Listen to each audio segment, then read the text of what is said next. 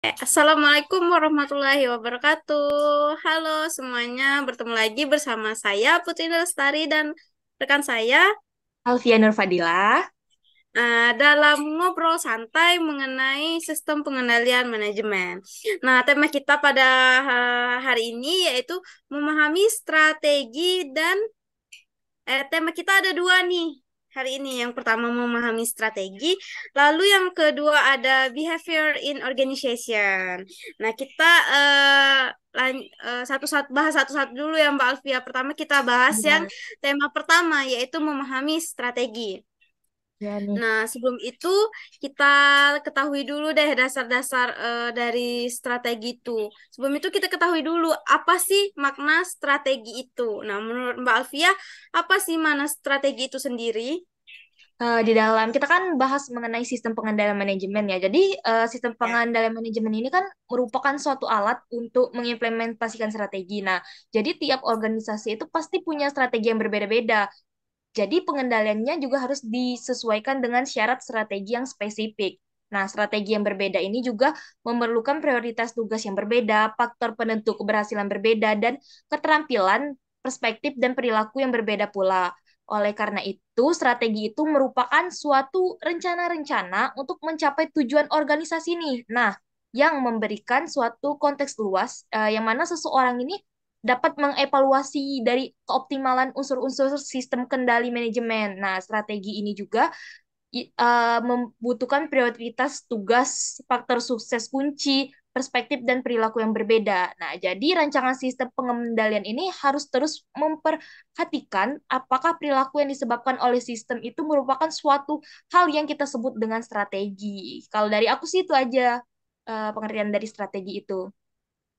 Wah, gila lengkap banget ya Mbak Alfia ini penjelasannya ya Mbak Alfia.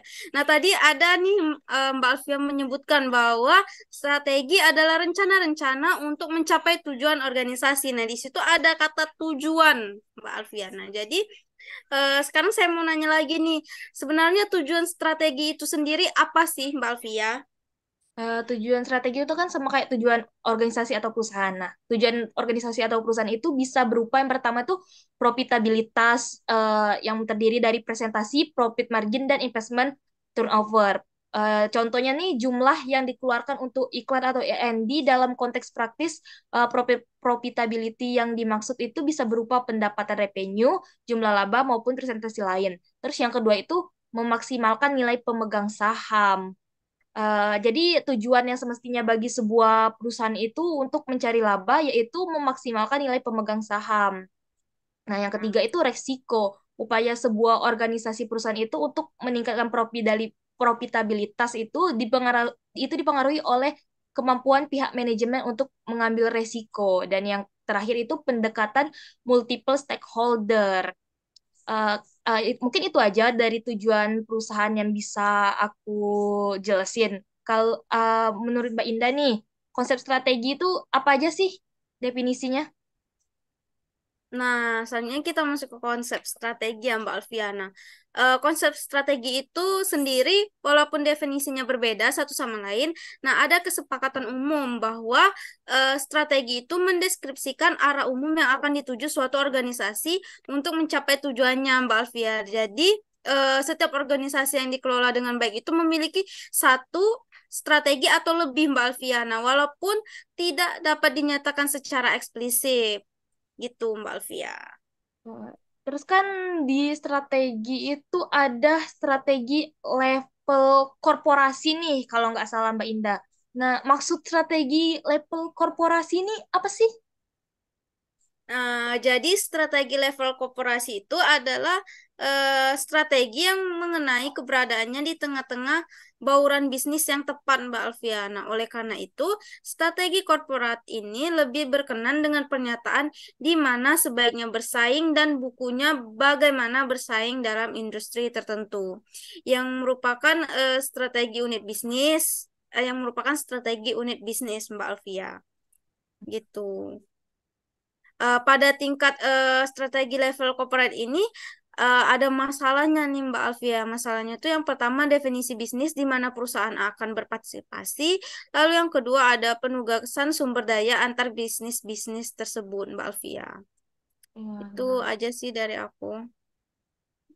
Aku mau nambahin dikit nih, contoh dari strategi level korporasi itu ada di Procter dan Gamble atau P&G, di mana perusahaan Iya. itu kan memiliki unit-unit bisnis dalam Pampers, deterjen, Nah, sabun, pasta gigi, sampo, dan produk konsumen bermerek lainnya kan. P&G ini memiliki dua kompetensi inti yang menguntungkan semua unit bisnisnya, yakni keterampilan inti dalam beberapa teknologi kimia, dan keahlian distribusi serta pemasaran produk konsumen bermerek dengan harga rendah melalui supermarket. Nah, di tingkat korporat, salah satu dimensi yang paling signifikan ini ialah konteks strategis berbeda adalah tingkat dan jenis diversifikasi yang dilakukan oleh perusahaan-perusahaan yang berbeda.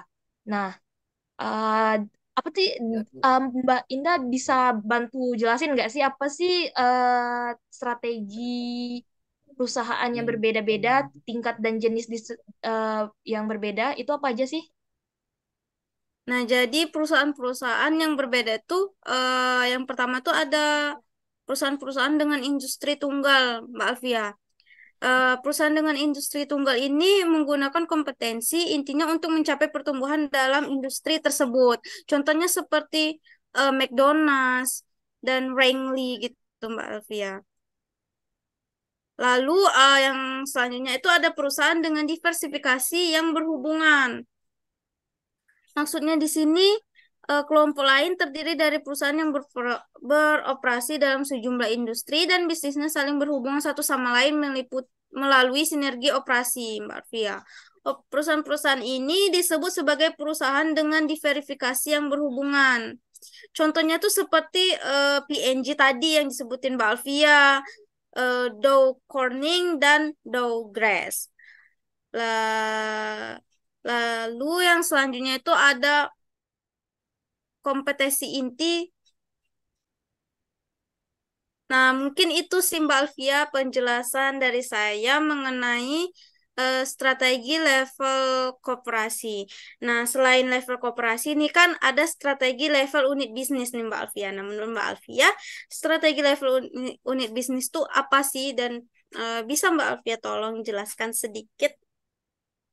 Jadi kan persaingan antar perusahaan itu dengan diversifikasi itu tidak berlangsung pada tingkat korporat. Nah, sebaliknya unit bisnis dalam satu perusahaan P&G Pampers Unit bersaing dengan unit bisnis dalam perusahaan lain, Kimberly Clark Hugs Unit. Nah, kantor korporat dari perusahaan dengan diversifikasi tidak menghasilkan laba dari dirinya sendiri, melainkan pendapatan dihasilkan dan biaya ditanggung dalam unit-unit bisnis. Jadi, strategi unit bisnis ini bergantung pada dua aspek yang saling berkaitan. Yang pertama yaitu misi unit bisnis. Misi unit bisnis ini pada perusahaan dengan diversifikasi merupakan salah satu tugas dari manajemen senior untuk mengelola sumber dayanya, ya ini membuat keputusan mengenai penggunaan kas yang dihasilkan dari beberapa unit bisnis untuk mendanai pertumbuhan dalam unit bisnis lain.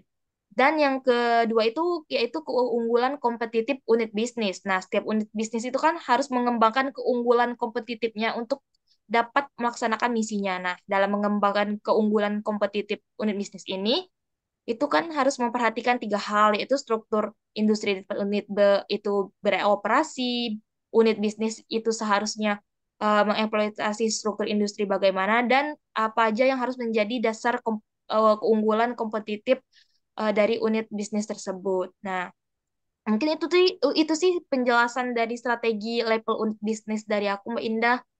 Nah, untuk kan selain strategi level unit bisnis itu ada namanya analisis industri. Kalau menurut Mbak Indah nih, apa sih pengertian dari analisis industri itu sendiri? Nah, jadi analisis industri itu yaitu studi itu menunjukkan bahwa rata-rata profitabilitas industri sejauh ini merupakan prediktor paling signifikan dari kinerja perusahaan.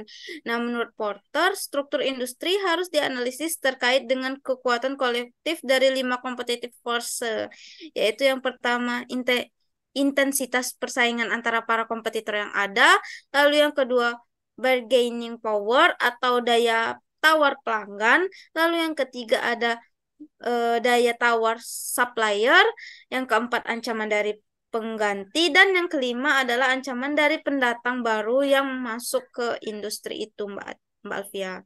Nah, di situ juga ada tiga observasi yang dibuat sehubungan dengan analisis industri, Mbak Alfia. Yang pertama itu, semakin kuat lima kekuatan tersebut, maka semakin rendah kemungkinan profitabilitas dari industri itu. Lalu yang kedua adalah bergantung pada kekuatan relatif dari lima kekuatan itu. Masalah strategis kunci yang dihadapi oleh unit bisnis tersebut akan berbeda dari satu industri ke industri yang lain. Lalu yang terakhir yaitu memahami hakikat setiap kekuatan membantu perusahaan untuk merumuskan strategi yang efektif, Mbak Alfia. Jadi itu penjelasan analisis industri itu sendiri, Mbak Alfia. Selanjutnya Mbak Indah, ada yang mau ditanyakan nggak nih? Selanjutnya kayaknya udah habis nih ya Mbak Alfia pembahasan kita tentang tema kita yang pertama nih, memahami Oh iya. strategi bisnis. Nah, kita masuk aja ya ke tema kita yang kedua, yaitu behavior in organization. Nah, selanjutnya Oke, Mbak Indah. aku mau bertanya kepada Mbak Alfia nih tentang keselarasan tujuan. Nah, aku mau nanya, tujuan utama dari sistem pengendalian manajemen itu apa sih, Mbak Alfia? Kalau menurut Mbak Alfia? Oke, kita masuk bab selanjutnya nih kan behavior in organization. Nah, yang pertama itu ada keselarasan tujuan nih dari sistem pengendalian manajemen. Jadi, tujuan utama dari sistem pengendalian manajemen itu sendiri ialah untuk memastikan sejauh mana tingkat keselarasan tujuan atau goal congruence itu dapat terjadi. Nah, dalam proses yang sejajar dengan kepentingan pribadi mereka sendiri, yang sekaligus juga merupakan kepentingan perusahaan. Manajemen senior itu kan pasti menginginkan agar organisasi mencapai tujuan organisasi. Tetapi anggota individual organisasi itu mempunyai tujuan pribadi masing-masing yang tidak selalu konsisten dengan tujuan organisasi. Nah, itu aja sih mungkin dari aku, Mbak Indah, mengenai tujuan utama dari sistem pengendalian manajemen. Kalau menurut Mbak Indah sendiri nih, kan tadi udah kita bahas mengenai tujuan utama. Nah, kalau faktor-faktor yang mempengaruhi keselarasan tujuan itu apa aja sih Mbak Indah? Nah, faktor-faktor yang mempengaruhi keselarasan tujuan itu, faktor besarnya itu ada dua ya Mbak Alfi. Yang pertama, faktor eksternal dan faktor internal. Nah, faktor eksternal ini adalah norma-norma mengenai perilaku yang diharapkan dalam masyarakat, di mana organisasi menjadi bagiannya. Norma-norma ini mencakup sikap yang secara kolektif sering juga disebut etos kerja, yang diwujudkan melalui loyalitas pegawai terhadap organisasi, keuletan, semangat, dan kebanggaan yang dimiliki oleh pegawai dalam menjalankan tugas secara tepat waktu. Nah, kalau yang dari faktor internal itu sendiri, yang pertama itu ada budaya internal yang terpenting, budaya internal, Mbak Alfia. Nah, budaya di dalam organisasi itu sendiri meliputi keyakinan bersama, nilai-nilai hidup yang dianut, norma-norma perilaku, serta asumsi-asumsi yang implisit yang diterima dan secara eksplisit dimanifestasikan di seluruh jajaran organisasi, Mbak Alfia. Lalu faktor internal lainnya itu ada, yang kedua itu ada gaya manajemen, ya, Mbak Alfia, yaitu faktor internal yang barangkali menjadi dampak yang paling kuat. Lalu faktor internal lainnya ada organisasi informal, yaitu garis-garis dalam bagian organisasi yang menggambarkan hubungan-hubungan formal, yaitu pemegang otoritas resmi dan bertanggung jawab dari setiap manajer. Lalu faktor internal yang selanjutnya ada persepsi dan komunikasi. Dalam upaya meraih tujuan-tujuan organisasi itu, para manajer operasi itu harus mengetahui tujuan dan tindakan-tindakan yang harus dia ambil untuk mencapai persepsi dan komunikasi itu tadi, Mbak Alfia. Nah, itu sih kalau dari faktor-faktor yang mempengaruhi keselarasan tujuan, Mbak Alfia. Wah, lengkap banget nih Mbak Indah faktor-faktor yang mempengaruhi keselarasan tujuan nih. Selanjutnya nih, apalagi Nah, nih Mbak Indah? materi kita yang selanjutnya? Selanjutnya itu ada pengendalian formal ya, Mbak Alfia. Nah, sekarang saya mau bertanya nih kepada Mbak Alfia. Boleh. eh Sistem pengendalian formal ini sangat berpengaruh besar ya Mbak Alfia pada sistem pengendalian manajemen itu sendiri. Nah, sistem pengendalian formal ini bisa apa aja sih klasifikasi dalam sistem pengendalian formal Mbak Alfia? Jadi sistem pengendalian formal ini kan pengaruh besarnya itu yaitu sistem yang bersifat formal. Nah, jadi Ya, sistem pengendalian formal ini dapat kita klasifikasikan nih ke dalam dua jenis. Yang pertama yaitu sistem pengendalian manajemen itu sendiri dan yang kedua itu aturan-aturan. Nah, aturan yang pertama yaitu kita menggunakan istilah aturan-aturan itu sebagai tulisan yang memuat semua jenis instruksi dan pengendalian termasuk di dalamnya itu adalah instruksi-instruksi jabatan, pembagian kerja, prosedur, standar operasi, panduan-panduan, dan tuntunan-tuntunan etis. Terus selanjutnya yaitu proses kendali secara formal suatu perencanaan strategis itu akan melakukan tujuan dan strategi organisasi. Nah, seluruh informasi yang tersedia ini digunakan untuk membuat perencanaan ini. Nah, jadi perencanaan strategis itu kemudian dikonversi menjadi suatu anggaran tahunan yang berfokus pada pendapatan dan belanja yang direncanakan untuk masing-masing pusat tanggung jawab. Nah, kalau dari aku untuk klasifikasi dari sistem pengendalian formal itu aja sih Mbak Indah. wah, ternyata sangat rinci sekali ya Mbak Alfia. Mbak Alfia menjabarkan jawabannya itu sangat rinci dan lengkap sekali. Selanjutnya itu Mbak Alfia kan ada jenis-jenis organisasi nih. Ya. Nah, saya mau tahu dong apa aja sih jenis-jenis organisasi itu Mbak Alfia. Sebenarnya nih kan, kalau jenis-jenis organisasi itu kan kualitas dan ukuran organisasi itu kan sangat beragam nih. Tapi Ya. organisasi itu bisa kita kelompokkan ke dalam tiga kategori yang umum nih. Yang pertama secara struktur fungsional. Nah, di dalamnya setiap manajer itu bertanggung jawab atas fungsi-fungsi yang terspesialisasi seperti produksi atau pemasaran. Nah, selanjutnya yaitu struktur untuk unit bisnis. Nah, di dalamnya para unit manajer ini bertanggung jawab atas aktivitas-aktivitas dari masing-masing unit dan unit bisnis berfungsi sebagai bagian independen dari perusahaan. Dan yang ketiga, struktur matriks. Di dalamnya, unit-unit fungsional ini memiliki tanggung jawab ganda. Mungkin di luar sana masih banyak kualitas dan ukuran organisasi yang lainnya, tetapi kalau dari penjelasan yang dapat saya sampaikan malam ini cuman bisa dikelompokkan ke dalam tiga kategori umum nih. Ini secara umumnya aja. Mungkin itu aja Mbak Indah untuk jenis-jenis organisasi. Nah, Baik. Terima kasih eh, Mbak ja- Alfia atas jadi penjelasannya. kan tadi kita udah bahas jenis-jenis organisasi nih. Selanjutnya Ya. kita masuk nih ke fungsi controller. Nah, apa sih maksud dari fungsi-fungsi controller itu Mbak Indah? Fungsi controller itu sebenarnya di banyak organisasi itu Mbak Alfia. Jabatan si fungsi controller ini adalah Chief Financial Officer atau CFO ya Mbak Alfia. Nah, Ya. kok CFO ini sendiri biasanya menjalankan fungsi-fungsi itu seperti yang pertama itu merancang dan mengoperasikan informasi serta sistem pengendalian, lalu menyiapkan pertanyaan keuangan dan laporan keuangan termasuk pengambilan pajak kepada para pemegang saham dan pihak-pihak eksternal lainnya, Mbak Alfia. Lalu yang ketiga itu menyiapkan dan menganalisis laporan kinerja, menginterpretasikan laporan-laporan ini untuk para manajer, lalu menganalisis program dan proposal-proposal anggaran dari berbagai segmen perusahaan, serta mengkonsolidasikannya ke dalam anggaran tahunan secara keseluruhan, Mbak Alfia. Nah, lalu yang keempat itu tugas CVO itu yaitu melakukan supervisi, audit internal, dan mencatat prosedur-prosedur pengendalian untuk menjamin validitas informasi, menetapkan pengamanan yang memadai terhadap pencurian dan kecurangan, serta menjalankan audit operasional. Lalu tugas CVO yang terakhir itu ada mengembangkan personal dalam organisasi pengendali dan berpartisipasi dalam pendidikan personal manajemen dalam kaitannya dengan fungsi pengendali. Nah, jadi itu aja sih Mbak Alfia tugas dari seorang CVO itu Mbak Alfia. Itu dari saya. atau itu tadi tuh merupakan fungsi eh, controller ya. Mungkin Ya, itu aja sih pertanyaan dari aku.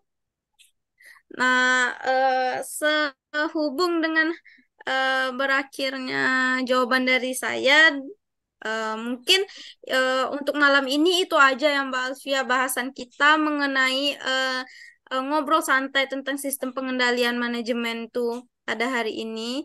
Mengenai dua tema kita, memahami strategi dan behavior in organization. Mungkin itu saja Mbak Alfia. Apa Mbak Alfia mau ada yang ditambah? Udah, udah cukup ya penjelasan dari kita malam ini tentang dua bab tersebut. Sampai ketemu lagi besok di bab-bab selanjutnya. Eh, Selanjutnya, Terima kasih sudah menonton sampai akhir. Kami berdua pamit undur diri. Assalamualaikum warahmatullahi wabarakatuh. dadah. Terima Dadah. kasih telah menonton sampai Terima kasih. akhir. Assalamualaikum warahmatullahi wabarakatuh.